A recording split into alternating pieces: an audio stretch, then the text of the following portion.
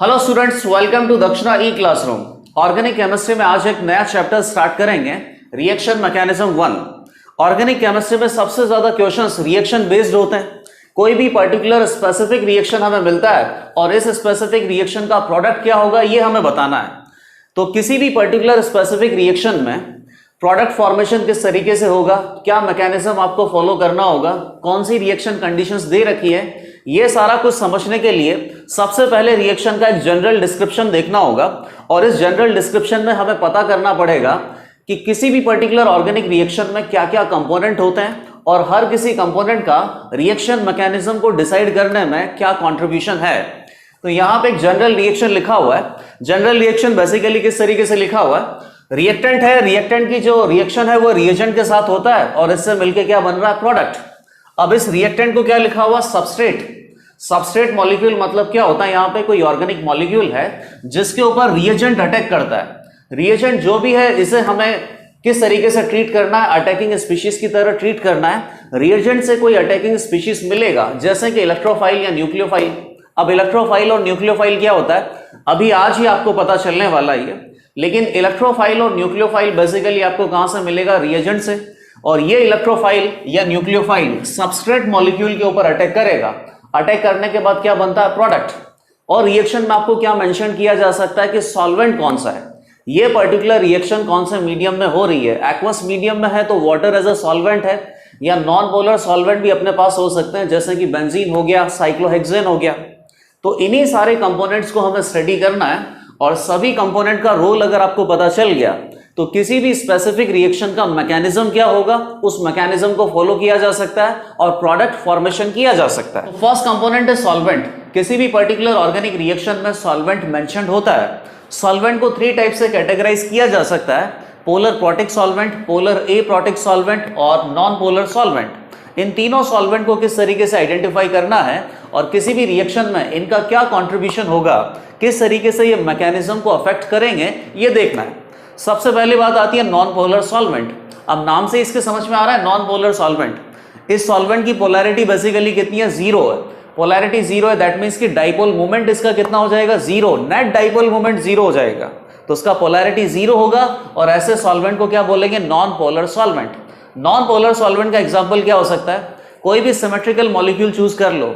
Symmetrical molecule के लिए dipole moment कितना होता है, 0 होता है। जैसे कि बेंजीन हो गया, साइक्लोहेक्सेन हो गया, पेंटेन हो गया। इन सभी के डायग्राम आप बनाओ, स्ट्रक्चर बनाओगे तो क्या मिलेगा, सिमेट्रिकल मॉलिक्यूल मिलेगा। और सिमेट्रिकल मॉलिक्यूल के लिए डाइपोल मोमेंट 0 होगा, नेट डाइपोल मोमेंट 0 होगा, तो उसको क्या बोलेंगे, non polar solvent. Non polar solvent में कैसे कंपाउंड डिसॉल्व होंगे, नॉन पोलर कंपाउंड। ये तो हमें पता ही है कि पोलर कंपाउंड पोलर सॉल्वेंट में डिसॉल्व होते हैं, non polar compound non polar solvent में डिसॉल्व होते हैं। तो कभी अगर आपको आयनिक कंपाउंड, दैट मीन्स कि NaCl को बेंजीन में डिसॉल्व करना है, तो क्या NaCl बेंजीन में डिसॉल्व हो जाएगा, क्या डिसॉल्व होने के बाद Na प्लस और Cl माइनस, दैट मीन्स कि कैटायंस और एनायंस में डिसोशिएट हो जाएगा क्या, बिल्कुल नहीं। कैटायन और एनायन में डिसोशिएट आयनिक कंपाउंड हो सकता है एक ही कंडीशन में, कि कैटायन और एनायन दोनों सॉल्वेंट मॉलिक्यूल के साथ इंटरेक्शन डेवलप करे। सॉल्वेंट मॉलिक्यूल के साथ जो इंटरेक्शन डेवलप होता है उसको क्या बोलते हैं, सॉल्वेशन। अगर कैटायन और एनायन दोनों का सॉल्वेशन हो सकता है तो आयनिक कंपाउंड बेसिकली डिसोशिएट होकर कैटायन और एनायंस की प्रेजेंस दे सकता है। लेकिन यहां पे आपको पता ही है कि बेंजीन कैसा है, नॉन पोलर। तो बेंजीन मॉलिक्यूल का Na प्लस और Cl माइनस आयन के साथ कोई भी इंटरेक्शन डेवलप नहीं होगा। इंटरेक्शन डेवलप नहीं होगा तो Na प्लस और Cl माइनस मिलेगा ही नहीं, कोई सॉल्वेशन यहाँ पे नहीं होगा। तो Na प्लस और Cl माइनस कैसे एग्जिस्ट करेंगे, एज आयन पेयर, मतलब कि Na प्लस से Cl माइनस चिपका हुआ रहेगा, या बोल सकते हैं कि NaCl बेंजीन में डिसॉल्व होगा ही नहीं। ठीक है, नॉन पोलर कंपाउंड का, सॉरी नॉन पोलर सॉल्वेंट की ये सारी कहानी हमें समझ में आ गई। अगला सॉल्वेंट आता है polar protic solvent. Polar protic solvent बहुत इंपॉर्टेंट है और मोस्टली रिएक्शंस में आपको पोलर प्रोटिक सॉल्वेंट मिलने वाला है। तो सबसे पहला वर्ड तो इसका क्या हो गया, पोलर, दैट मीन्स कि डाइपोल मोमेंट फाइनाइट है, mu net is not equal to 0। Protic, protic मतलब क्या हो गया कि प्रोटॉन, प्रोटॉन मतलब क्या हो गया, H प्लस यहाँ पे प्रेजेंट है। इसका मतलब है कि एसिडिक H का प्रेजेंस होना चाहिए पोलर कंपाउंड में, तो उसको क्या बोलेंगे, polar protic solvent. Acidic H का क्या मतलब होगा, hydrogen atom must be connected to more electronegative atoms such as hydrogen, nitrogen और ऑक्सीजन। और इन एटम के साथ अगर ये कनेक्टेड होगा तो हाइड्रोजन एटम के ऊपर एक सफिशिएंट पार्शियली पॉजिटिव चार्ज होगा और हाइड्रोजन एटम इस तरीके से किसी और आयन के साथ हाइड्रोजन बॉन्डिंग भी बना सकता है। ठीक है, एसिडिक H एटम प्रेजेंट होगा और dipole moment basically non zero होगा, तो ऐसे सॉल्वेंट को क्या बोलेंगे? Polar protic solvent. अब पोलर प्रोटिक सॉल्वेंट का एग्जांपल अपने पास क्या हो गया? वाटर।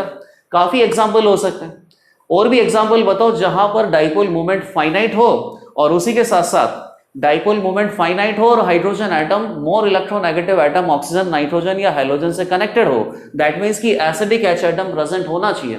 तो काफी एग्जांपल है, कोई भी कार्बोक्सिलिक एसिड का एग्जांपल ले लीजिए, जैसे मान लो कि फॉर्मिक एसिड का एग्जांपल हो गया, एसिटिक एसिड का एग्जांपल हो गया, अल्कोहल, मिथाइल अल्कोहल हो गया, इथाइल अल्कोहल हो गया, अमाइड हो गया, अमाइन हो गया, फॉर्माइड। फॉर्माइड में भी दो हाइड्रोजन एटम नाइट्रोजन से कनेक्टेड है और इन सभी सॉल्वेंट को क्या बोला जा सकता है? Polar protic solvent. अब पोलर प्रोटिक सॉल्वेंट में कौन से कंपाउंड डिसॉल्व हो गए? Polar compound. लेट अस से कि किसी सॉल्ट की बात करते हैं, NaCl की बात करते हैं। NaCl polar protic compound water में डिसॉल्व होता है, ये सबको पता है। डिसॉल्व होने के बाद NaCl डिसोशिएट होता है कैटायन और एनायन में। क्यों?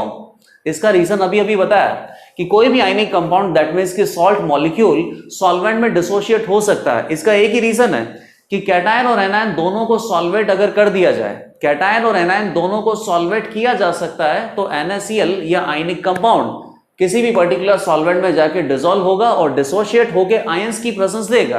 कैटायन और एनायन दोनों को सॉल्वेट करना है। सॉल्वेट करने के लिए सॉल्वेंट मॉलिक्यूल्स का कैटायन और एनायन के साथ इंटरेक्शंस होना चाहिए और इसी इंटरेक्शंस को क्या बोलते हैं हम? सॉल्वेशन। तो Na+ और Cl- की बात है। Na+ बेसिकली कैटायन है। कैटायन का इंटरेक्शन किसके होगा? सॉल्वेंट मॉलिक्यूल के पार्शियली नेगेटिव एंड से। तो पार्शियली नेगेटिव किसके पास है? ऑक्सीजन एटम के पास है। ये पार्शियली नेगेटिव एंड और Na+ आयन के बीच में ये जो इंटरेक्शन है, इस इंटरेक्शन को क्या बोलेंगे? सॉल्वेशन। Na+ आयन का सॉल्वेशन यहाँ पे है और इस तरीके से Na+ आयन के आसपास काफी सारे वाटर मॉलिक्यूल प्रेजेंट होंगे। जितने ज्यादा वाटर मॉलिक्यूल प्रेजेंट होंगे उतना ज्यादा सॉल्वेशन होगा। पोलर प्रोटिक सॉल्वेंट मैंने स्पेसिफिकली मेंशन कर दिया वाटर, तो वाटर के केस में सॉल्वेशन को क्या बोलेंगे? हाइड्रेशन। तो Na+ का बेसिकली यहाँ पे क्या हो गया? हाइड्रेशन। कोई और सॉल्वेंट होता, कोई और पोलर प्रोटिक सॉल्वेंट होता तो क्या बोलते इस फिनोमेना को? सॉल्वेशन। ठीक है। सिमिलरली अगली क्या बात आती है? एनायन। अब एनायन के पास नेगेटिव चार्ज है, किसके साथ इसका इंटरेक्शन होगा? सॉल्वेंट मॉलिक्यूल के पार्शियली पॉजिटिव एंड से। तो पार्शियली पॉजिटिव कहां प्रेजेंट है? हाइड्रोजन एटम के ऊपर, और हाइड्रोजन एटम के ऊपर पार्शियली पॉजिटिव सफिशिएंट चार्ज है क्योंकि ये किससे कनेक्टेड है? मोर इलेक्ट्रोनेगेटिव एटम के साथ, नाइट्रोजन, ऑक्सीजन या फिर हैलोजन के साथ। तो बेसिकली यहां जो इंटरेक्शन डेवलप होगा इसको क्या बोलेंगे? H bonding. तो एनायन का सॉल्वेशन बेसिकली किसकी वजह से हो रहा है? H बॉन्डिंग की वजह से हो रहा है। और ये H बॉन्डिंग केवल क्यों पॉसिबल है? क्योंकि हाइड्रोजन किससे कनेक्टेड था? More electronegative atom, oxygen, nitrogen या हैलोजन के साथ। तो अगर एसिडिक प्रोटॉन प्रेजेंट है, पोलर प्रोटिक सॉल्वेंट है, तो एनायन का सॉल्वेशन किसकी वजह से होगा? H बॉन्डिंग की वजह से। कैटायन का सॉल्वेशन किसकी वजह से हो रहा है? आयन डाइपोल इंटरेक्शन की वजह से। लेकिन इंपॉर्टेंट यह है कि सॉल्वेंट मॉलिक्यूल कैटायन और एनायन दोनों को सॉल्वेट कर सकते हैं। ठीक है, दोनों को सॉल्वेट कर सकते हैं। Salt dissociates in polar protic solvent as it solvates both cation and anion. तो पोलर प्रोटिक सॉल्वेंट में जो भी आयनिक कंपाउंड है ये बेसिकली डिसोशिएटेड फॉर्म में रहेगा। ठीक है, इसके एग्जांपल आपने देख लिए। अब बात आती है पोलर एप्रोटिक सॉल्वेंट की। इसके नाम से समझ में आ रहा है कि पोलर एप्रोटिक सॉल्वेंट को कैसे आइडेंटिफाई किया जाएगा। पोलर है दैट मीन्स कि नेट डाइपोल मोमेंट कैसा होगा? फाइनाइट। एप्रोटिक दैट मीन्स कि एसिडिक H एटम प्रेजेंट नहीं होगा, हाइड्रोजन एटम नाइट्रोजन, ऑक्सीजन या हैलोजन से कनेक्टेड नहीं है। पोलर एप्रोटिक सॉल्वेंट का एक एग्जांपल यहां पे दे रखा है, एसीटोन। एसीटोन के लिए अगर देखा जाए तो डाइपोल मोमेंट कैसा? फाइनाइट है। पोलर तो ये है। इसके बाद क्या होना चाहिए कि hydrogen atom more electronegative atom से कनेक्टेड नहीं होना चाहिए। अगर मोर इलेक्ट्रोनेगेटिव एटम से कनेक्टेड होगा तो उसको क्या बोलेंगे? Polar protic solvent. इसीलिए यहाँ पे हाइड्रोजन एटम किससे कनेक्टेड है? कार्बन से। एसिडिक H एटम का प्रेजेंस नहीं है तो सॉल्वेंट क्या हो जाएगा? Polar aprotic solvent. अब पोलर एप्रोटिक सॉल्वेंट में किसी सॉल्ट का डिसोसिएशन आपको देखना है। सॉल्ट का डिसोसिएशन हमने पहले किस में देखा? पोलर प्रोटिक सॉल्वेंट में। सॉल्ट डिसोशिएट होकर क्या बनाता है? कैटायन और एनायन। क्यों बना सकता है? क्योंकि कैटायन और एनायन का सॉल्वेंट मॉलिक्यूल के साथ इंटरेक्शन डेवलप होता है। इस इंटरेक्शन को क्या बोलते हैं? Solvation. Polar protic solvent cation और एनायन दोनों को सॉल्वेट कर सकता है। कैटायन का सॉल्वेशन कैसे होता है? आयन डाइपोल इंटरेक्शन की वजह से। एनायन का सॉल्वेशन कैसे होता है? हाइड्रोजन बॉन्डिंग की वजह से। अब यहां पे देखना है कि NaCl को अगर पोलर ए प्रोटिक कंपाउंड में डिसॉल्व किया जाए तो किस तरीके से कैटायन और एनायंस में डिसोशिएट होगा। कैटायन या एनायन किसका सॉल्वेशन ये कर पाएगा, या दोनों का नहीं कर पाएगा, या दोनों का सॉल्वेशन कर सकता है। ठीक है, तो यहां अगर देखा जाए तो हाइड्रोजन बॉन्डिंग तो एस्टेब्लिश नहीं हो सकता, क्योंकि हाइड्रोजन कार्बन से कनेक्टेड है, मोर एन एटम, ऑक्सीजन नाइट्रोजन या हैलोजन से कनेक्टेड नहीं है। तो एनायन के साथ कोई हाइड्रोजन बॉन्डिंग एस्टेब्लिश नहीं हो सकती सॉल्वेंट मॉलिक्यूल की। तो सॉल्वेंट मॉलिक्यूल और एनायन के बीच में कोई इंटरेक्शन डेवलप नहीं होगा। इंटरेक्शन डेवलप नहीं होगा, दैट मींस सॉल्वेशन नहीं होगा। सॉल्वेशन नहीं होगा तो क्या पता चल गया कि पोलर ए प्रोटिक सॉल्वेंट एनायन का सॉल्वेशन नहीं कर सकता, कैटायन का कर सकता है क्या? कैटायन बेसिकली क्या है? Na+। एसीटोन मॉलिक्यूल में ऑक्सीजन के पास क्या है? Partially negative charge. ये सॉल्वेंट मॉलिक्यूल एनायन कैटायन के साथ इंटरेक्शन डेवलप कर सकता है। इंटरेक्शन कौन सा डेवलप होगा? Ion dipole interaction. तो कैटायन का सॉल्वेशन तो है, लेकिन एनायन का सॉल्वेशन नहीं होगा। अच्छा, यहां से एक बात और पता कर सकते हैं कि जब सॉल्वेशन होता है कैटायन और एनायन का, तो सॉल्वेशन होने के बाद सॉल्वेटेड साइज की बात करते हैं। और सॉल्वेंट अगर वाटर है तो क्या बोलेंगे? हाइड्रेशन होता है। हाइड्रेशन होगा तो हाइड्रेटेड साइज की बात करते हैं।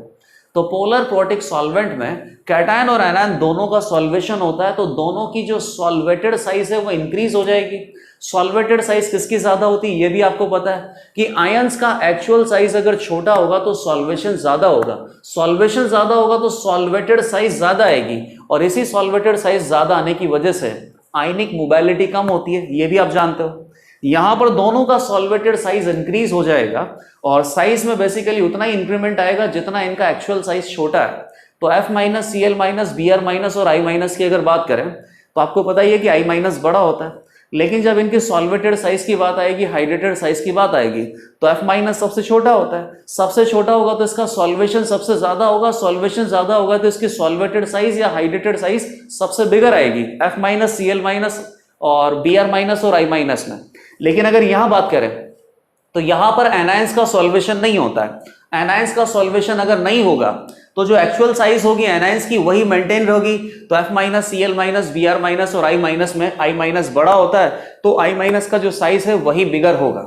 ये तीनों कंसेप्ट आपने देख लिए, पोलर प्रोटिक सॉल्वेंट, पोलर ए प्रोटिक सॉल्वेंट और नॉन पोलर सॉल्वेंट। एग्जाम्पल भी आपने देख लिए। पोलर ए प्रोटिक सॉल्वेंट के और एग्जाम्पल हम देख सकते हैं। सॉल्वेंट केवल पोलर होना चाहिए और ए प्रोटिक होना चाहिए। तो एग्जाम्पल और क्या हो जाएगा? पहला एग्जाम्पल तो क्या है? एसीटोन, और इसके एग्जाम्पल हैं। और पोलर ए प्रोटिक सॉल्वेंट के जो एग्जाम्पल है वो आपको बेसिकली शॉर्ट फॉर्म में भी दिए जाते हैं, जैसे कि DMSO या DMF, या और क्या हो सकता है अपने पास? DMA। DMSO क्या होता है? Dimethyl sulfoxide, dimethyl sulfoxide. Structure कैसा होगा? डाई मिथाइल है, सल्फर डबल बॉन्ड ऑक्सीजन से कनेक्ट कर दीजिए। DMF dimethyl formamide. तो फॉर्माइड बेसिकली क्या होता है? एक कार्बन का अमाइड होता है, उससे 2 मिथाइल कनेक्ट कर दीजिए। 2 मिथाइल कनेक्ट कर दिए तो हाइड्रोजन कनेक्टेड नहीं है नाइट्रोजन एटम से, नाइट्रोजन एटम से कनेक्टेड नहीं है, एसिडिक H एटम का प्रेजेंस नहीं है, इसीलिए इसको क्या बोला जाता है? पोलर ए प्रोटिक। और अगर हाइड्रोजन कनेक्टेड होता नाइट्रोजन एटम से, हाइड्रोजन कनेक्टेड अगर होता, दैट मीन्स की फॉर्माइड की अगर बात करते हैं तो फॉर्माइड के केस में कैसा सॉल्वेंट आता? पोलर प्रोटिक सॉल्वेंट आता। बेसिकली अभी DMF डाई मिथाइल फॉर्माइड कैसा है? Polar aprotic. DMA dimethyl acetamide. Acid मतलब कितना होता है? 2 कार्बन। तो 2 कार्बन का जो अमाइड होगा CH3C डबल बॉन्ड हो NH2, दोनों हाइड्रोजन को रिप्लेस करके क्या लगा दिया? CH3। इसका मतलब इस कंपाउंड को क्या बोला जाएगा? Di methyl acetamide. और ये सभी कंपाउंड पोलर ए प्रोटिक सॉल्वेंट के एग्जांपल है। तो सॉल्वेंट अभी तक हम स्टडी कर चुके हैं, और नेक्स्ट कंपोनेंट हमें स्टडी करना है टाइप ऑफ रिएजेंट। रिएजेंट से क्या मिलेगा? Attacking species. अटैकिंग स्पीशीज क्या क्या होता है? इलेक्ट्रोफाइल, न्यूक्लियोफाइल और फ्री रेडिकल। तो ये अटैकिंग स्पीशीज हम पढ़ेंगे, लेकिन इसके पहले ये देखते हैं कि रिएजेंट में बॉन्ड ब्रेकिंग होगा तब जाके अटैकिंग स्पीशीज आपको मिलेगा। बॉन्ड ब्रेकिंग प्रोसेस को 2 तरीके से कैटेगराइज कर सकते हैं, होमोलिटिकल बॉन्ड क्लीवेज, हेटेरोलिटिकल बॉन्ड क्लीवेज। होमोलिटिकल का मतलब क्या हो गया कि ये जो बॉन्ड है इसके दोनों इलेक्ट्रॉन को इक्वली डिस्ट्रीब्यूट करो। होमो मतलब क्या होता है? सेम या equal. Equal distribution of electron है तो इस तरीके की बॉन्ड ब्रेकिंग प्रोसेस को क्या बोलेंगे? होमोलिटिकल क्लीवेज।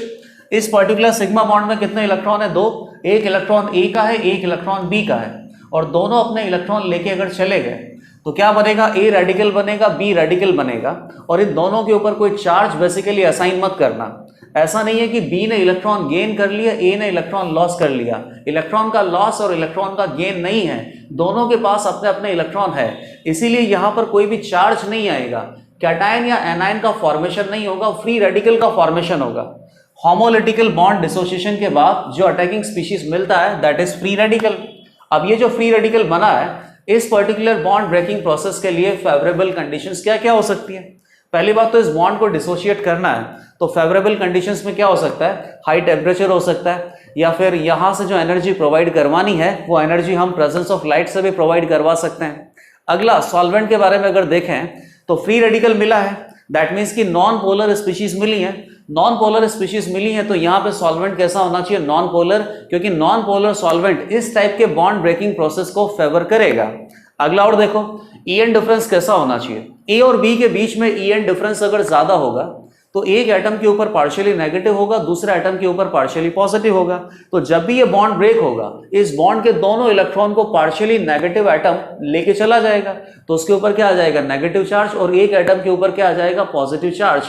कैटायन और एनायन का फॉर्मेशन हो जाएगा। हेटेरोलिटिकल बॉन्ड डिसोसिएशन होगा, होमोलिटिकल बॉन्ड डिसोसिएशन नहीं होगा।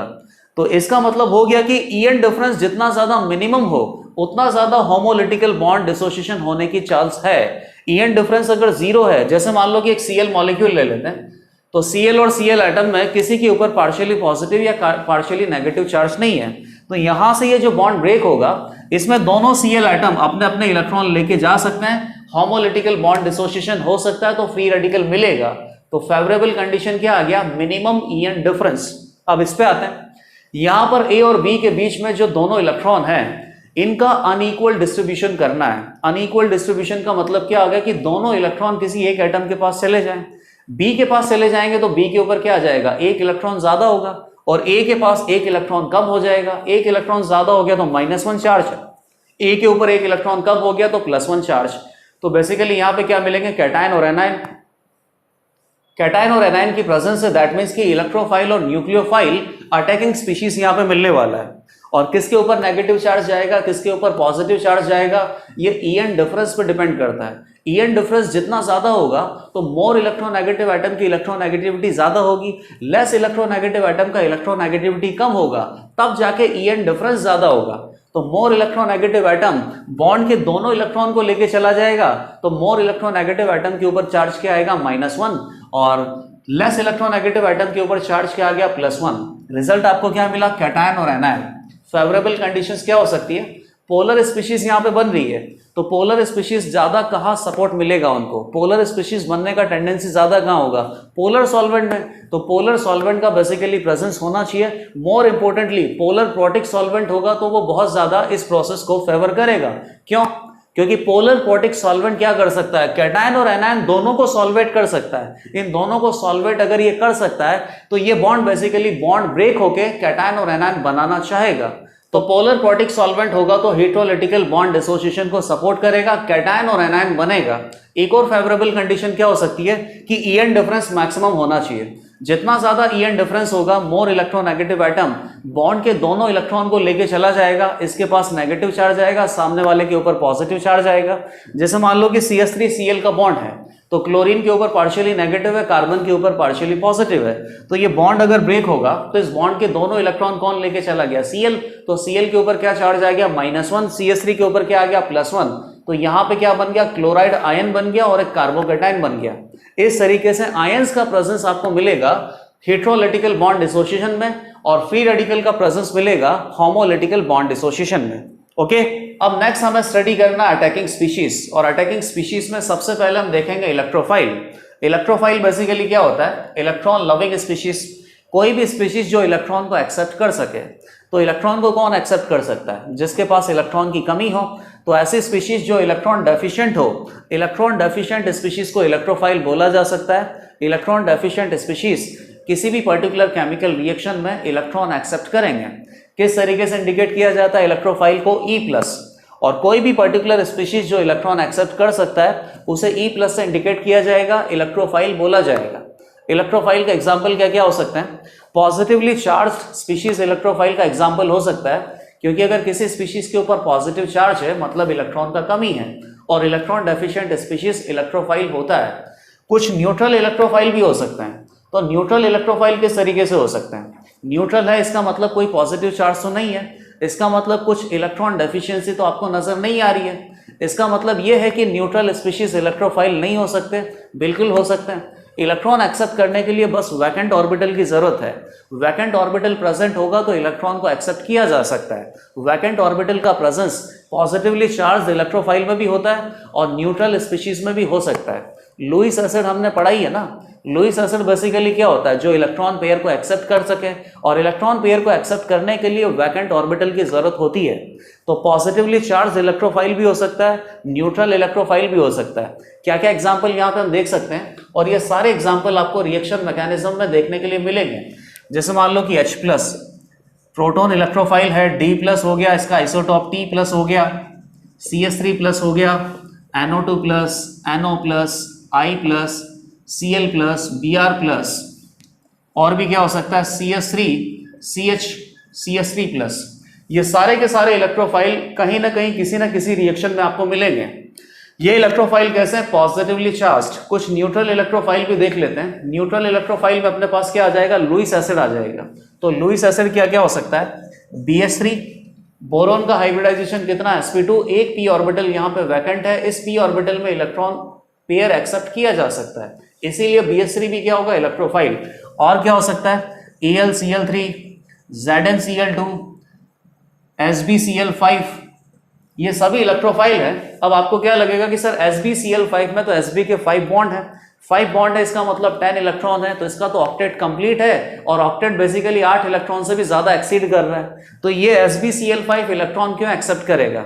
तो ऐसा कोई दिक्कत नहीं, इलेक्ट्रॉन तो एक्सेप्ट कर ही सकता है। इनफैक्ट SbCl5 तो बहुत अच्छा इलेक्ट्रोफाइल होता है। इलेक्ट्रोफाइल एक्सेप्ट करने के लिए केवल एक ही रिक्वायरमेंट है, वैकेंट ऑर्बिटल यहाँ पे प्रेजेंट होने चाहिए। Sb किसका भाई है? नाइट्रोजन का भाई है। बहुत नीचे आता है, यहाँ पर वैकेंट d ऑर्बिटल हमेशा प्रेजेंट होंगे, इसीलिए SbCl5 भी एक इलेक्ट्रोफाइल है।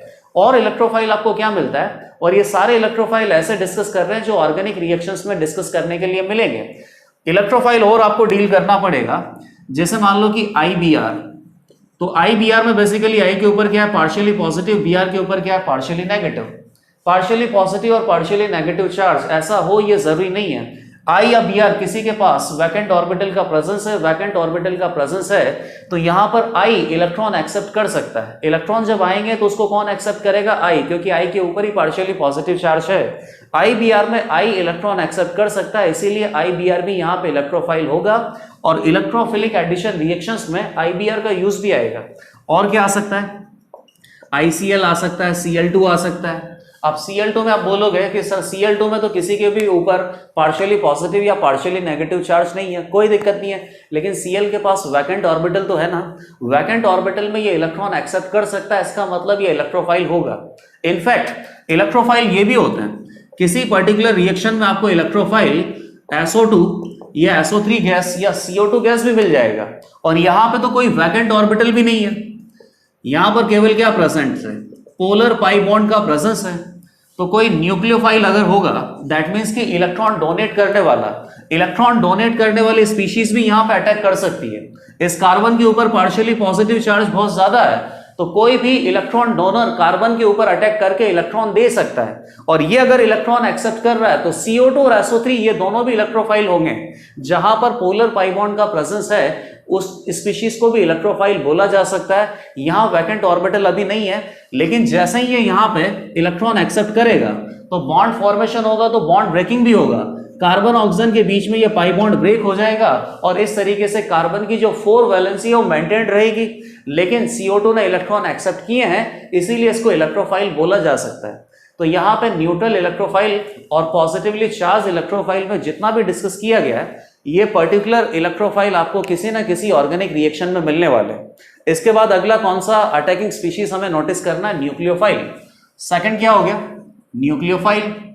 अब न्यूक्लियोफाइल बेसिकली नाम से सजेस्ट हो रहा है, nucleo that means nucleus, file मतलब क्या हो गया, लविंग, न्यूक्लियस लविंग। न्यूक्लियस में कौन सा चार्ज होता है, पॉजिटिव चार्ज, तो इसको क्या बोल सकते हैं, positive charge loving, positive charge loving. Positive charge basically किसको चाहिए, जिसके पास इलेक्ट्रॉन की प्रेजेंस ज्यादा हो, मतलब इसको क्या बोलेंगे, इलेक्ट्रॉन डोनर। तो न्यूक्लियोफाइल क्या होता है, electron donor. Electron donor basically कौन हो सकता है, नेगेटिव स्पीशीज भी इलेक्ट्रॉन डोनर हो सकता है, क्योंकि नेगेटिव है मतलब इलेक्ट्रॉन का प्रेजेंस यहां पे है। और इनफैक्ट न्यूट्रल मॉलिक्यूल भी न्यूक्लियोफाइल कहला सकते हैं। तो न्यूट्रल मॉलिक्यूल किस तरीके से न्यूक्लियोफाइल बन सकते हैं, न्यूट्रल मॉलिक्यूल में भी लॉन पेयर का अगर प्रेजेंस है तो लॉन पेयर को डोनेट करके ये न्यूक्लियोफाइल कहला सकता है। यहां पर नेगेटिव स्पीशीज अपने पास क्या हो सकता है, जैसे कि हाइड्राइड आयन हो गया, D-, T-, CS3-, NH2-, OH-, F-, Cl-, Br-, I-, ये सभी न्यूक्लियोफाइल किसी न किसी पर्टिकुलर रिएक्शन में डील करने के लिए मिलेंगे। सिमिलरली न्यूट्रल मॉलिक्यूल भी न्यूक्लियोफाइल हो सकता है, किस तरीके से, इलेक्ट्रॉन पेयर दैट मीन्स कि लॉन पेयर का प्रेजेंस होना चाहिए। तो लॉन पेयर का प्रेजेंस कहां होता है, ऑक्सीजन पे एक लॉन पेयर होता है या दो, ऑक्सीजन पे दो लॉन पेयर होते हैं, नाइट्रोजन पे एक लॉन पेयर होता है। ऑक्सीजन पे दो लॉन पेयर होते हैं, इसका मतलब दोनों लॉन पेयर डोनेट नहीं कर देगा, एक टाइम में एक ही लॉन पेयर डोनेट हो सकता है। इंपॉर्टेंट ये है कि लॉन पेयर है तो डोनेट कर सकता है। और ऐसे स्पीशीज को और क्या बोलते हैं, लुईस बेस भी बोलते हैं। लुईस बेस क्या होता है, इलेक्ट्रॉन पेयर डोनर, और न्यूक्लियोफाइल भी क्या होता है, इलेक्ट्रॉन पेयर डोनर। तो यहां से और एग्जाम्पल क्या बन सकते हैं न्यूट्रल मॉलिक्यूल में न्यूक्लियोफाइल के, जैसे कि ammonia, primary amine, secondary amine, tertiary amine, R3N। और क्या हो सकता है, water as a nucleophile behave कर सकता है, ROH अल्कोहल, ROR ईथर, इनमें से कोई भी एज अ न्यूक्लियोफाइल की तरह बिहेव कर सकता है, क्योंकि इन सबके पास इलेक्ट्रॉन पेयर का प्रेजेंस है। और कोई भी नेगेटिव चार्ज स्पीशीज भी इलेक्ट्रोफाइल की तरह बिहेव कर सकता है, क्योंकि यहां पर भी नेगेटिव दैट मीन्स कि इलेक्ट्रॉन पेयर का प्रेजेंस है। जो इलेक्ट्रॉन पेयर को डोनेट करेगा उसको क्या बोलेंगे, न्यूक्लियोफाइल। जो इलेक्ट्रॉन पेयर को एक्सेप्ट कर सकता है उसको क्या बोलेंगे, इलेक्ट्रोफाइल। अब थर्ड अटैकिंग स्पीशीज क्या है, फ्री रेडिकल। तो फ्री रेडिकल बेसिकली बहुत ही कम आपको मिलेगा, और फ्री रेडिकल की जो रिएक्शंस है वो भी काफी कम है। तो फ्री रेडिकल बेसिकली कैसा होता है, इलेक्ट्रॉन डेफिशिएंट होता है या इलेक्ट्रॉन सफिशिएंट होता है, फ्री रेडिकल पता करो। जैसे मान लो कि कार्बन के 4 बॉन्ड है और इसको फ्री रेडिकल बनाना है, तो एक बॉन्ड को ब्रेक कर देते हैं और इस बॉन्ड के इलेक्ट्रॉन होमोलिटिकली डिस्ट्रीब्यूट कर देते हैं, तो ये फ्री रेडिकल बन गया। ये इलेक्ट्रॉन बेसिकली किसके पास चला गया, ए के पास, उसी का इलेक्ट्रॉन था। बताइए यहां पे कितने इलेक्ट्रॉन है इस कार्बन फ्री रेडिकल के ऊपर, 3 बॉन्ड पेयर है, 6 electron, 1 free radical, 7 electron. 7 electron है, दैट मीन्स कि ऑक्टेट इनकम्प्लीट है। तो इलेक्ट्रॉन डेफिशिएंट स्पीशीज होगा, electron deficient with odd electron. एक ऑड इलेक्ट्रॉन का प्रेजेंस यहां पे है, लेकिन स्पीशीज कैसा होगा, इलेक्ट्रॉन डेफिशिएंट। इलेक्ट्रॉन डेफिशिएंट है तो इसको भी क्या चाहिए, इलेक्ट्रॉन चाहिए। तो बेसिकली फ्री रेडिकल किसके साथ रिएक्ट करेगा, जो इसको इलेक्ट्रॉन प्रोवाइड कर सकता है। फ्री रेडिकल में आपको क्या एग्जांपल मिलेंगे, H रेडिकल मिल सकता है, D रेडिकल मिल सकता है, T radical, CS3 radical, CS3COO, acetate ion जो होता है, अभी तो आयन नहीं बोलेंगे, इसको क्या बोलेंगे, एसिटेट रेडिकल। और ये सभी रेडिकल भी किसी पर्टिकुलर रिएक्शन में आपको मिल जाएंगे। ये कौन सी रिएक्शंस में मिलेंगे, फ्री रेडिकल रिएक्शंस में। ये कहां मिलेंगे, न्यूक्लियोफिलिक एडिशन या न्यूक्लियोफिलिक सब्स्टिट्यूशन रिएक्शन में। और इलेक्ट्रोफाइल कहां मिलेगा, इलेक्ट्रोफिलिक एडिशन या इलेक्ट्रोफिलिक सब्स्टिट्यूशन रिएक्शन में। ये जो भी नाम रिएक्शन के मैं बोल रहा हूं ये सब आगे आएंगे, लेकिन इंपॉर्टेंट ये है कि किसी भी पर्टिकुलर रिएक्शन मैकेनिज्म में अटैकिंग स्पीशीज का पार्टिसिपेशन होता है, और इन अटैकिंग स्पीशीज के नाम के ऊपर ही रिएक्शन का नाम भी दिखाया जाता है। जैसा इलेक्ट्रोफाइल पार्टिसिपेट कर रहा है और एडिशन रिएक्शन है, तो इसको क्या बोलेंगे, electrophilic addition reaction. Next topic है न्यूक्लियोफिलिसिटी। न्यूक्लियोफिलिसिटी टर्म न्यूक्लियोफाइल से रिलेटेड है। न्यूक्लियोफाइल का क्या फंक्शन है, इलेक्ट्रॉन पेयर डोनेट करने का। तो न्यूक्लियोफिलिसिटी का मतलब क्या होगा, टेंडेंसी टू डोनेट इलेक्ट्रॉन। किसी भी पर्टिकुलर न्यूक्लियोफाइल के लिए इलेक्ट्रॉन डोनेटिंग टेंडेंसी ज्यादा होगी, दैट मीन्स न्यूक्लियोफिलिसिटी उसका ज्यादा होगा। क्या डेफिनेशन है, tendency to donate electron pair to electron deficient atom. Nucleophilicity क्या क्या फैक्टर्स पे अफेक्ट करता है, कौन से पर्टिकुलर न्यूक्लियोफाइल का न्यूक्लियोफिलिसिटी ज्यादा होगा, ये सब हम अभी डिस्कस करेंगे। लेकिन इसके पहले हम ये देख लेते हैं कि न्यूक्लियोफाइल और बेस में क्या डिफरेंस होता है। जैसे मान लो कि एक स्पीशीज मैंने कंसिडर किया B-, अब B माइनस है मतलब इसके पास इलेक्ट्रॉन पेयर प्रेजेंट है, इलेक्ट्रॉन पेयर को ये डोनेट कर सकता है। जो इलेक्ट्रॉन पेयर को डोनेट करता है उसे क्या बोलते हैं? बेस। और जो इलेक्ट्रॉन पेयर को डोनेट करता है उसे न्यूक्लियोफाइल भी बोलते हैं। तो B माइनस का फंक्शन एज अ बेस होगा या एज अ न्यूक्लियोफाइल होगा, यहां पे हमें डिफरेंस एस्टेब्लिश करना है। तो B minus as a nucleophile behave कर रहा है या एज अ बेस बिहेव कर रहा है, ये हमें केमिकल रिएक्शन से ही पता चलेगा। बेस अपने इलेक्ट्रॉन किसको डोनेट करता है? H प्लस को। तो फर्स्ट रिएक्शन पे आप ध्यान देना, यहां पे B माइनस बेस है, HA एसिड है। B माइनस ने अपने इलेक्ट्रॉन किसे डोनेट किए? H प्लस को। तो यहां पे B माइनस का जो फंक्शन होगा एज अ बेस होगा, क्योंकि इसने अपने इलेक्ट्रॉन किसको डोनेट किए? H प्लस को। और अगर B माइनस अपने इलेक्ट्रॉन H प्लस एटम के अलावा किसी भी एटम को डोनेट करता है तो फिर इसे क्या बोलते हैं? न्यूक्लियोफाइल। और ऑर्गेनिक रिएक्शंस में मोस्टली एटम कौन सा होगा? कार्बन एटम ही होगा। ठीक है। B माइनस की इलेक्ट्रॉन डोनेटिंग टेंडेंसी जितनी ज्यादा होगी, बेसिक स्ट्रेंथ उतना ही ज्यादा होगा। तो एक बार बेसिक स्ट्रेंथ वापस से रिकॉल कर लेते हैं, उसके बाद न्यूक्लियोफिलिसिटी पे भी आएंगे। जितना ज्यादा इलेक्ट्रॉन डेंसिटी होगा डोनर एटम पे, उतना ही ज्यादा बेसिक स्ट्रेंथ होगा। और डोनर एटम को अगर किसी इलेक्ट्रॉन डोनेटिंग ग्रुप से अटैच कर दिया जाए तो electron donating group donor atom के ऊपर इलेक्ट्रॉन डेंसिटी इंक्रीज करेगा, बेसिक स्ट्रेंथ इंक्रीज करेगा। डोनर एटम पे इलेक्ट्रॉन विड्रॉइंग ग्रुप अटैच कर दिया जाए तो इलेक्ट्रॉन विड्रॉइंग ग्रुप क्या करेगा? इलेक्ट्रॉन डेंसिटी को डिक्रीज कर देगा। इलेक्ट्रॉन डेंसिटी डिक्रीज कर देगा, दैट मीन्स डोनर एटम की इलेक्ट्रॉन डोनेटिंग टेंडेंसी कम हो जाएगी, बेसिक स्ट्रेंथ कम हो जाएगी। तो ये जो पर्टिकुलर पॉइंट है ये तो आपको समझ में आ गया। इलेक्ट्रॉन डेंसिटी डोनर एटम पे जितना ज्यादा होगा, बेसिक स्ट्रेंथ उतना ही ज्यादा होगा। ठीक है। एक और बात आती है कि अगर मान लो कि जो स्पीशीज है वो क्या है? एनायन है। अब एनायन का जितना ज्यादा स्टेबिलिटी होगा, एनायन जितना ज्यादा स्टेबल होगा, ये इलेक्ट्रॉन को अपने पास रखना चाहेगा। अपने पास रखेगा तो इलेक्ट्रॉन डोनेट करने का टेंडेंसी कम होगा, बेसिक स्ट्रेंथ कम होगा। तो स्टेबिलिटी ऑफ एनायन और बेसिक स्ट्रेंथ दोनों इनवर्सली प्रोपोर्शनल होंगे। स्टेबिलिटी ऑफ एनायन ज्यादा होगा, बेसिक स्ट्रेंथ कम होगा। इन दोनों फैक्टर से बेसिक स्ट्रेंथ को वापस से आपने रिकॉल कर लिया। अब एक फैक्टर और देखते हैं, क्या बेसिक स्ट्रेंथ स्टेरिक क्राउडिंग पे डिपेंड करता है या नहीं करता है? तो इस रिएक्शन को देखो आप वापस से ध्यान। B माइनस अपने इलेक्ट्रॉन किसको डोनेट कर रहा है? H प्लस को, तब जाके B माइनस को क्या बोलेंगे? बेस। H प्लस सबसे छोटा एटम है, तो H प्लस के साथ या हाइड्रोजन एटम के साथ B माइनस को कोई भी स्टेरिक रिपल्शन फेस करने के लिए नहीं मिलेगा। यहां पर स्टेरिक रिपल्शन का फंडा नहीं होगा, इसका मतलब B माइनस में स्टेरिक क्राउडिंग का फैक्टर नहीं होगा। अगर आप इसकी बेसिक स्ट्रेंथ चेक करना चाहते हो तो बेसिक स्ट्रेंथ के लिए स्टेरिक क्राउडिंग का कोई भी फैक्टर आपको देखना नहीं है। बेस चाहे बिगर है, बेस चाहे स्मॉलर है, लेकिन यहां पर स्टेरिक क्राउडिंग का कोई भी फैक्टर आपको बेसिक स्ट्रेंथ कैलकुलेट करने में अप्लाई नहीं करना है। ठीक है। बेसिक स्ट्रेंथ के लिए नेक्स्ट पॉइंट है कि बेसिक स्ट्रेंथ एक थर्मोडायनेमिक फिनोमेना है।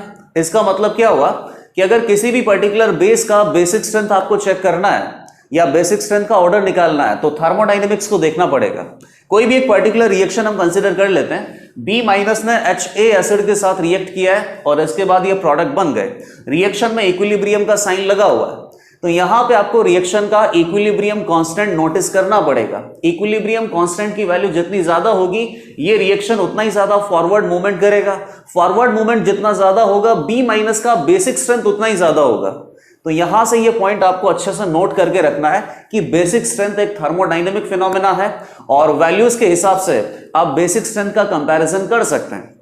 अब बात आती है न्यूक्लियोफाइल की। न्यूक्लियोफाइल का फंक्शन क्या है? Electron pair donor. तो न्यूक्लियोफाइल अपने इलेक्ट्रॉन पेयर किसे डोनेट करेगा?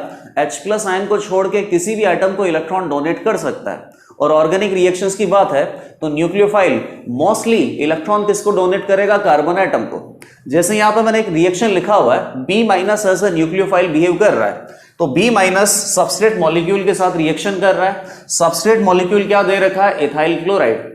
B माइनस कार्बन के ऊपर पार्शियली पॉजिटिव है, तो कार्बन पार्शियली पॉजिटिव पे ही अटैक करेगा और B माइनस कार्बन एटम को अपने इलेक्ट्रॉन डोनेट कर रहा है। बॉन्ड फॉर्मेशन होगा तो बॉन्ड ब्रेकिंग भी होगा, क्योंकि अगर आप बॉन्ड फॉर्म कर लोगे तो कार्बन के कितने बॉन्ड हो जाएंगे? 5। कार्बन के तो 4 ही बॉन्ड होते हैं। तो जैसे ही B माइनस कार्बन के साथ बॉन्ड फॉर्मेशन करेगा, ये Cl एटम यहां से रिमूव होगा और Cl एटम इस बॉन्ड के दोनों इलेक्ट्रॉन लेके चला जाएगा, तो Cl के ऊपर क्या चार्ज आ गया? Minus charge. इस तरीके से न्यूक्लियोफिलिक अटैक का ये एक जनरल डिस्क्रिप्शन है। और यहां पे आप देख ही सकते हो कि B माइनस के ऊपर जितनी ज्यादा इलेक्ट्रॉन डेंसिटी होगी, ये उतना ही आसानी से अटैक कर सकता है। दैट मीन्स न्यूक्लियोफिलिसिटी ज्यादा होगी। तो न्यूक्लियोफिलिसिटी किस पे डिपेंड कर रहा है? Electron density on donor atom. Donor atom पे जितना ज्यादा इलेक्ट्रॉन डेंसिटी होगा उतना ही आसानी से ये अटैक कर सकता है, न्यूक्लियोफिलिसिटी ज्यादा होगा। Second, B minus, that means अगर एनायन की बात करें तो एनायन के ऊपर नेगेटिव चार्ज जितना ज्यादा स्टेबल होगा, एनायन के ऊपर नेगेटिव चार्ज जितना ज्यादा स्टेबल होगा तो ये बेसिकली इलेक्ट्रॉन को होल्ड करके रखेगा। इलेक्ट्रॉन को होल्ड करके रखेगा तो डोनेटिंग टेंडेंसी डिक्रीज हो जाएगा, न्यूक्लियोफिलिसिटी डिक्रीज हो जाएगा। इसका मतलब क्या हो गया कि न्यूक्लियोफिलिसिटी और स्टेबिलिटी ऑफ एनायन दोनों ही इनवर्सली प्रोपोर्शनल है। एनायन जितना ज्यादा स्टेबल होगा न्यूक्लियोफिलिसिटी उतनी ज्यादा कम होगी। अब थर्ड फैक्टर यहां पे नोटिस करना है, और थर्ड फैक्टर सबसे ज्यादा इंपॉर्टेंट है। क्या न्यूक्लियोफिलिसिटी स्टेरिक क्राउडिंग पे डिपेंड करता है या नहीं करता है? तो वापस से इसी जनरल डिस्क्रिप्शन को देखना पड़ेगा। लेट अस अज्यूम कि बी माइनस एक न्यूक्लियोफाइल है। अब बी माइनस अपने इलेक्ट्रॉन किसको डोनेट कर रहा है? कार्बन एटम को। कार्बन एटम के ऊपर ही पार्शियली पॉजिटिव चार्ज है, तो यहीं पे बी माइनस का अटैक होगा। तो बी माइनस जब कार्बन पे अटैक करेगा तो बेसिकली थोड़ा अंदर जाके इसे अटैक करना पड़ेगा, और यहां पे CH3 हाइड्रोजन और हाइड्रोजन इन तीनों ग्रुप से इस स्टेरिक रिपल्शन फेस करना पड़ेगा। स्टेरिक रिपल्शन फेस करना पड़ रहा है। स्टेरिक रिपल्शन जितना ज्यादा होगा ये बेसिकली उतना ही स्लो अटैक कर पाएगा, या इसका अटैक उतना ही ज्यादा हिंडर्ड होगा, तो न्यूक्लियोफिलिसिटी डिक्रीज हो जाएगी। इसका मतलब ये हो गया कि यहां पे स्टेरिक क्राउडिंग का रोल है। जितने ज्यादा बल्कि ग्रुप यहां पे अटैच्ड होंगे उतना ही ज्यादा न्यूक्लियोफाइल का न्यूक्लियोफिलिसिटी डिक्रीज हो जाएगा। या फिर न्यूक्लियोफाइल की साइज अगर ज्यादा होगी तो ज्यादा साइज होगी तो इन ग्रुप्स के साथ स्टेरिक रिपल्शन ज्यादा फेस करने को मिलेगा और न्यूक्लियोफाइल का न्यूक्लियोफिलिसिटी कम होगा। तो साइज का रोल है, स्टेरिक क्राउडिंग का रोल है। न्यूक्लियोफाइल की साइज कैसी होनी चाहिए? छोटी, ताकि ये इजीली अटैक कर पाए। इजीली अटैक कर पाएगा तो न्यूक्लियोफिलिसिटी ज्यादा होगी। तो न्यूक्लियोफिलिसिटी और बेसिक स्ट्रेंथ में एक कॉमन डिफरेंस क्या आ गया? इन दोनों फैक्टर्स पे तो न्यूक्लियोफिलिसिटी और बेसिसिटी दोनों एक ही तरीके से डिपेंड करते हैं, लेकिन बेसिक स्ट्रेंथ कैलकुलेट करते समय आपने देखा कि स्टेरिक रिपल्शन का ज्यादा रोल नहीं है। इसका मतलब बेस का साइज बड़ा हो या छोटा हो इस बात पे ज्यादा बेसिक स्ट्रेंथ को फर्क नहीं पड़ेगा, लेकिन न्यूक्लियोफाइल में स्टेरिक रिपल्शन का रोल है, स्टेरिक क्राउडिंग का रोल है। तो न्यूक्लियोफाइल की न्यूक्लियोफिलिसिटी इंक्रीज करनी है तो न्यूक्लियोफाइल का साइज छोटा रखना पड़ेगा। ठीक है, ये सारे फैक्टर्स आपने न्यूक्लियोफिलिसिटी के बारे में देख लिए, और यहां पे स्टेरिक क्राउडिंग की जगह और क्या लिखा जा सकता है? Size of nucleophile. न्यूक्लियोफाइल का साइज जितना ज्यादा छोटा होगा न्यूक्लियोफिलिसिटी उतनी ज्यादा होगी। अब कुछ एग्जांपल हम देख लेते हैं, और इन एग्जांपल में न्यूक्लियोफिलिसिटी का ऑर्डर एस्टेब्लिश करेंगे और बेसिसिटी दैट मींस की बेसिक स्ट्रेंथ का ऑर्डर भी एस्टेब्लिश कर सकते हैं। जैसे मान लो कि फर्स्ट एग्जांपल अपने पास हो गया, पीरियड में जो एनायन है उन्हीं के एग्जांपल ले लेते हैं। जैसे मान लो कि CH3 माइनस हो गया, NH2 माइनस हो गया, OH माइनस हो गया, F माइनस हो गया। पीरियड की बात कर रहे हैं तो कार्बन के ऊपर ये जो माइनस है, या नाइट्रोजन के ऊपर माइनस है, ऑक्सीजन के ऊपर माइनस है, फ्लोरीन के ऊपर माइनस है। इन एनायंस की साइज में इतना ज्यादा वेरिएशन नहीं है। इन सभी एनायंस की साइज ऑलमोस्ट सेम ही है। ऑलमोस्ट सेम है तो स्टेरिक क्राउडिंग या साइज ऑफ न्यूक्लियोफाइल का फैक्टर तो है नहीं। तो सिंपली आपको क्या देखना है? इलेक्ट्रॉन डोनेटिंग टेंडेंसी देखनी है। इलेक्ट्रॉन डोनेटिंग टेंडेंसी जितना ज्यादा होगा उतना ही ज्यादा न्यूक्लियोफिलिसिटी होगा। तो बताइए इलेक्ट्रॉन डोनेटिंग टेंडेंसी ज्यादा किसकी होगी? जिसका स्टेबिलिटी कम होगा। कार्बन माइनस कम स्टेबल होगा, F माइनस ज्यादा स्टेबल होगा। Negative charge more electronegative atom पर स्टेबल होता है, तो स्टेबिलिटी F माइनस की ज्यादा होगी, तो न्यूक्लियोफिलिसिटी किसकी ज्यादा होगी? CH3 माइनस की न्यूक्लियोफिलिसिटी। अच्छा, बेसिक स्ट्रेंथ की अगर बात करें तो बेसिक स्ट्रेंथ भी सेम फैक्टर पर डिपेंड करता है। इलेक्ट्रॉन डोनेटिंग टेंडेंसी ज्यादा होगा, बेसिक स्ट्रेंथ ज्यादा होगा। तो इलेक्ट्रॉन डोनेटिंग टेंडेंसी किसका ज्यादा होगा? CH3 माइनस का, फिर NH2 माइनस का, फिर OH माइनस का, फिर F माइनस का। तो यहां से आपको क्या पता चल गया कि अगर पीरियड में एनाइंस की बात हो तो न्यूक्लियोफिलिसिटी और बेसिसिटी दोनों पैरेलली रन करता है, एक ही डायरेक्शन में दोनों इंक्रीज हो रहा है। Nucleophilicity and basicity that means की basic strength runs parallel in period. अब ग्रुप पे आते हैं, और ग्रुप में F minus, Cl minus, Br minus और I माइनस इनकी न्यूक्लियोफिलिसिटी देखेंगे और बेसिक स्ट्रेंथ देखेंगे। और ये ग्रुप में जो कंपैरिजन कर रहे हैं ये बहुत इंपॉर्टेंट है। यहां पे आपके पास सॉल्वेंट का रोल भी आएगा इन ग्रुप। तो क्या क्या हो सकता है? F minus, Cl minus, Br minus, I minus. सबसे पहले तो आप ये देख लो बेसिक स्ट्रेंथ। तो बेसिक स्ट्रेंथ किस पे डिपेंड करता है? स्टेबिलिटी ऑफ एनाइन पे। एनाइन का स्टेबिलिटी जितना ज्यादा होगा बेसिक स्ट्रेंथ उतना कम होगा, और साइज का बेसिकली यहां पे कोई रोल नहीं होता, स्टेरिक क्राउडिंग का रोल नहीं होता। सबसे ज्यादा स्टेबल कौन होता है? बिगर एनाइन पे इलेक्ट्रॉन डेंसिटी उतना ही ज्यादा डिस्पर्स्ड होता है, इसीलिए बिगर एनाइन पे ये जो I- है ये ज्यादा स्टेबल होगा। ज्यादा स्टेबल होगा तो लेस बेसिक होगा, तो ज्यादा बेसिक कौन आएगा? F-। बेसिक स्ट्रेंथ का जो ऑर्डर है वो क्या आ गया? F- ज्यादा बेसिक है, Cl- कम है, Br- कम है, और I- सबसे कम बेसिक है। ठीक है, कोई स्टेरिक क्राउडिंग का रोल यहां पे नहीं देखा। F-, Cl-, Br-, I-, इन सब का जो साइज का कंपैरिजन नहीं किया गया। अब आगे आती है न्यूक्लियोफिलिसिटी पे। अगर आए न्यूक्लियोफिलिसिटी, तो यही सारे एग्जाम्पल मुझे वापस से बनाना है। सभी के ऊपर नेगेटिव चार्ज है। नेगेटिव चार्ज है, इसका मतलब इलेक्ट्रॉन पेयर डोनर है। इलेक्ट्रॉन पेयर डोनर को ही क्या बोलते हैं? न्यूक्लियोफाइल बोलते हैं। कौन सा आसानी से इलेक्ट्रॉन पेयर डोनेट कर सकता है? तो आपको क्या देखना पड़ेगा कि सॉल्वेंट की बात करनी पड़ेगी। सॉल्वेंट अपने पास क्या हो सकता है? पोलर प्रोटिक सॉल्वेंट है, पोलर एप्रोटिक सॉल्वेंट है। और अगर मान लीजिए कि सॉल्वेंट मेंशन नहीं किया जाए तो by default polar protic solvent, that means water की बात होती है। पोलर प्रोटिक सॉल्वेंट की क्या खास बात होती है कि एनायन को सॉल्वेट करता है। कैटायन को तो करता ही है, एनायन को सॉल्वेट करता है। किस तरीके से सॉल्वेट करता है? हाइड्रोजन बॉन्डिंग के थ्रू। जितना ज्यादा सॉल्वेट करेगा, जितना ज्यादा हाइड्रेट करेगा, आयंस की हाइड्रेटेड साइज बढ़ जाएगी। हाइड्रेटेड साइज अगर बढ़ जाएगी तो न्यूक्लियोफिलिसिटी कम हो जाएगी। तो यहां पे पोलर प्रोटिक सॉल्वेंट या पोलर एप्रोटिक सॉल्वेंट के हिसाब से इन आयंस की जो साइज है उसमें डिफरेंस क्रिएट होने वाला है। पोलर एप्रोटिक सॉल्वेंट पे आते हैं। पोलर एप्रोटिक सॉल्वेंट कैटायन को तो सॉल्वेट करता है लेकिन एनायन को सॉल्वेट नहीं करता। तो अगर पोलर एप्रोटिक सॉल्वेंट की बात होगी तो F-, Cl-, Br- और I- की ट्रू साइज पे काम करना पड़ेगा, क्योंकि यहां पे कोई सॉल्वेशन तो होगा नहीं, तो सॉल्वेटेड साइज या हाइड्रेटेड साइज की बात नहीं होगी। तो जो एक्चुअली में छोटा है वो छोटा ही होगा और जो एक्चुअली में बड़ा है वो बड़ा ही रहेगा। लेकिन अगर पोलर प्रोटिक सॉल्वेंट की बात की जाए तो पोलर प्रोटिक सॉल्वेंट एनायन को सॉल्वेट करता है, एनायन को हाइड्रेट करता है। हाइड्रेटेड करने के बाद इनकी हाइड्रेटेड साइज बिगर हो जाएगी। हाइड्रेटेड साइज बिगर हो जाएगी तो न्यूक्लियोफिलिसिटी कम हो जाएगी। न्यूक्लियोफिलिसिटी बढ़ाने के लिए साइज कम रखना पड़ता है। तो पोलर प्रोटिक सॉल्वेंट में सबसे पहले देख लेते हैं क्या लिखेंगे? PPS solvates anion. सबको पता है कि PPS एनायन को सॉल्वेट करता है, PPS कैटायन को भी सॉल्वेट करता है। तो साइज ऑफ एनायन इंक्रीजेस।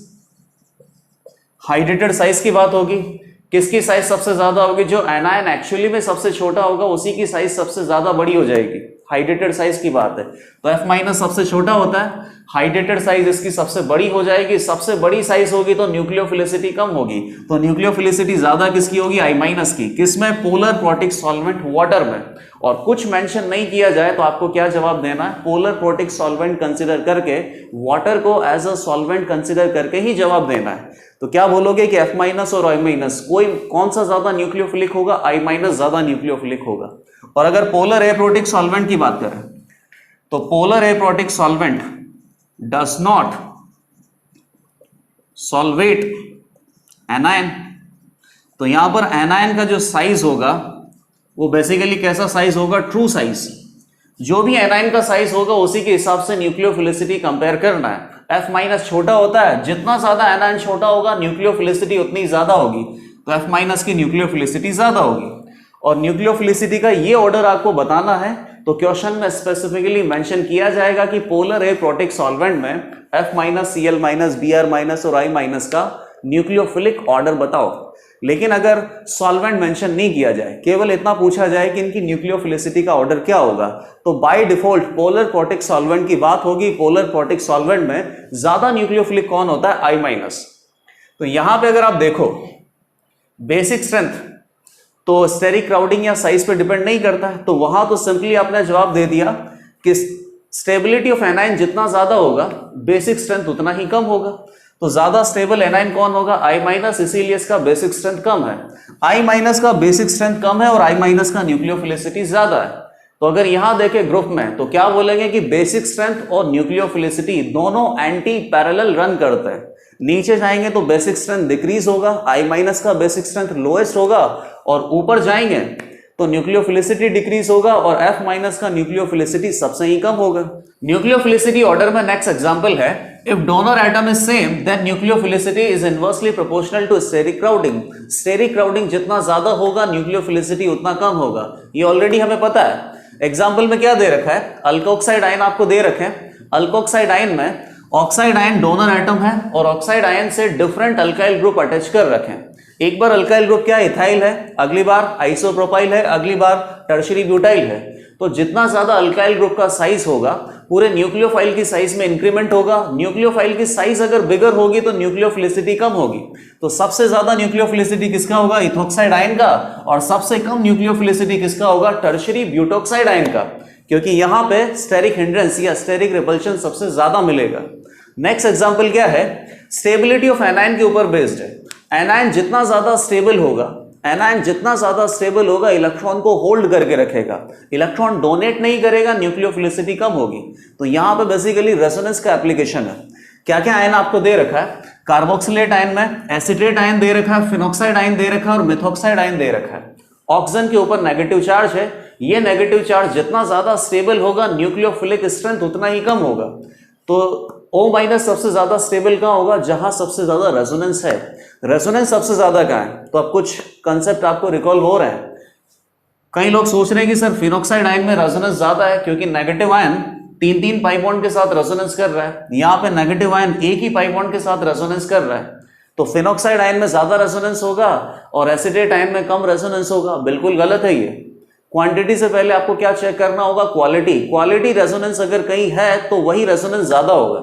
यहां नेगेटिव आयन रेजोनेंस करके कहां जाएगा, oxygen atom, more electronegative atom पे। यहां नेगेटिव आयन रेजोनेंस करके कहां जाएगा, कार्बन एटम पे, लेस इलेक्ट्रोनेगेटिव एटम पे। तो क्वालिटी एसिटेट आयन में है। एसिटेट आयन में 2 रेजोनेटिंग स्ट्रक्चर बनेंगी लेकिन दोनों रेजोनेटिंग स्ट्रक्चर इक्विवेलेंट होंगी। जितना ज्यादा क्वालिटी रेजोनेंस होगा स्टेबिलिटी ऑफ एनायन वहीं पे ज्यादा होगा।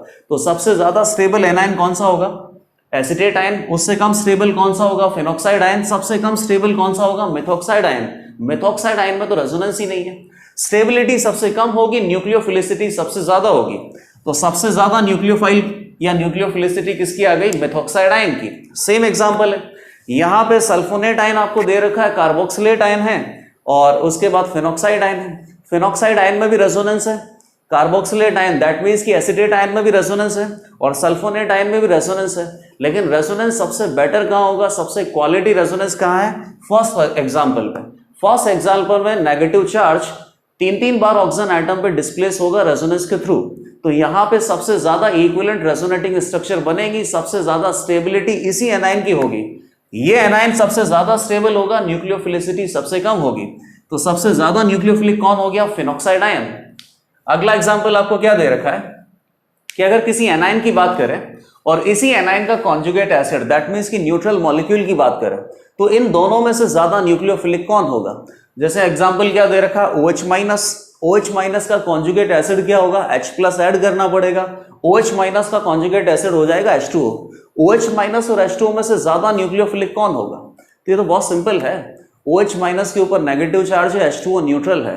इलेक्ट्रॉन चार्ज डेंसिटी जहां पे ज्यादा होगी, ये एनायन है और ये न्यूट्रल है, इलेक्ट्रॉन चार्ज डेंसिटी जहां ज्यादा होगी वही न्यूक्लियोफिलिक होगा। तो सिंपल है, नेगेटिव आयन न्यूट्रल आयन से तो ज्यादा ही न्यूक्लियोफिलिक होगा। तो OH माइनस की न्यूक्लियोफिलिसिटी ज्यादा होगी H2O से, NH2 माइनस की न्यूक्लियोफिलिसिटी ज्यादा होगी NH3 से और अल्कोक्साइड आयन की न्यूक्लियोफिलिसिटी ज्यादा होगी अल्कोहल से। अब एक क्वेश्चन यहाँ पे दे रखा है, क्वेश्चन बहुत सिंपल है और अगर आपने F minus, Cl minus, Br minus और I माइनस में न्यूक्लियोफिलिसिटी का ऑर्डर और बेसिक स्ट्रेंथ का ऑर्डर पता किया है तो ये क्वेश्चन भी बहुत सिंपली हो जाएगा, क्योंकि यहां पे भी आपको क्या दे रखा है, O माइनस और S माइनस। O के नीचे S है, ग्रुप में ये दोनों स्पीशीज दे रखी है और न्यूक्लियोफिलिसिटी का ऑर्डर आपको बताना है, बेसिक स्ट्रेंथ का ऑर्डर बताना है। बेसिक स्ट्रेंथ किस पे डिपेंड करता है, स्टेबिलिटी ऑफ एनायन पे। एनायन कौन सा ज्यादा स्टेबल है, सल्फाइड आयन। सल्फाइड आयन ज्यादा स्टेबल है तो लेस बेसिक होगा। तो ज्यादा बेसिक तो कौन आ गया, अल्कोक्साइड आयन, जहां पे O पे माइनस है। लेकिन न्यूक्लियोफिलिसिटी की अगर बात की जाए तो न्यूक्लियोफिलिसिटी कौन से सॉल्वेंट में आपको कैलकुलेट करना है, पोलर प्रोटिक सॉल्वेंट में। और पोलर प्रोटिक सॉल्वेंट एनायन का सॉल्वेशन करता है। कौन सा एनायन का सॉल्वेशन सबसे ज्यादा होगा, जिस एनायन की एक्चुअल साइज छोटी होगी उसी का सॉल्वेशन ज्यादा होगा और उसकी हाइड्रेटेड साइज इंक्रीज हो जाएगी। तो बेसिकली RO माइनस का सॉल्वेशन ज्यादा होगा और इसकी हाइड्रेटेड साइज इंक्रीज हो जाएगी। इसकी साइज पोलर पोर्टिक सॉल्वेंट में ज्यादा होगी। साइज अगर ज्यादा होगी तो न्यूक्लियोफिलिसिटी डिक्रीज हो जाएगा। तो सबसे ज्यादा न्यूक्लियोफिलिसिटी किसका होगा? सल्फाइड आयन का। तो सल्फाइड आयन की न्यूक्लियोफिलिसिटी ज्यादा होगी और ऑक्साइड आयन की बेसिक स्ट्रेंथ ज्यादा होगी। और यही बता रखा है कि कभी भी अगर आपको ग्रुप में एनाइंस का कंपैरिजन करना हो तो बेसिक स्ट्रेंथ और न्यूक्लियोफिलिक स्ट्रेंथ दोनों एंटी पैरेलल रन करता है। ओके, नेक्स्ट टॉपिक है living group ability. Living group ability का करेक्ट ऑर्डर निकालने के लिए सबसे पहले यह समझो कि लिविंग ग्रुप क्या होता है। तो कोई भी एक पर्टिकुलर ग्रुप है जो सबस्ट्रेट मॉलिक्यूल से अटैच्ड है, रिएक्शन के बाद अगर ये ग्रुप लीव करके चला जाता है तो इसको क्या बोलेंगे? Leaving group. तो एक जनरल डिस्क्रिप्शन इसका क्या हो जाएगा कि कोई भी अपने पास एक सबस्ट्रेट मॉलिक्यूल है, इस सबस्ट्रेट मॉलिक्यूल से ये एल ग्रुप अटैच्ड है।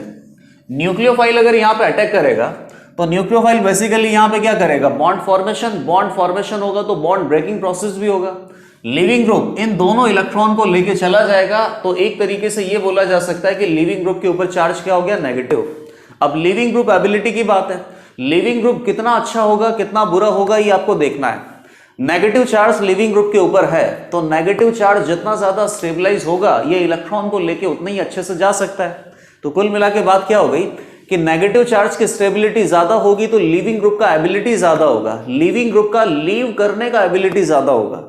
तो यहां से क्या बोल सकते हैं? Leaving group ability is directly proportional to stability of anion. और एनायन अगर स्टेबल है तो इसके लिए बेसिक स्ट्रेंथ का फंडा भी हम देख सकते हैं। बेसिक स्ट्रेंथ का मतलब क्या होता है? Electron donating tendency. यहां पे हमें लिविंग ग्रुप एबिलिटी बढ़ाने के लिए स्टेबिलिटी ऑफ एनायन को बढ़ाना है। एनायन जितना ज्यादा स्टेबल होगा इलेक्ट्रॉन को अपने पास रखेगा, इलेक्ट्रॉन डोनेट नहीं करेगा। इलेक्ट्रॉन डोनेट नहीं करेगा मतलब बेस कैसा होगा? वीकर।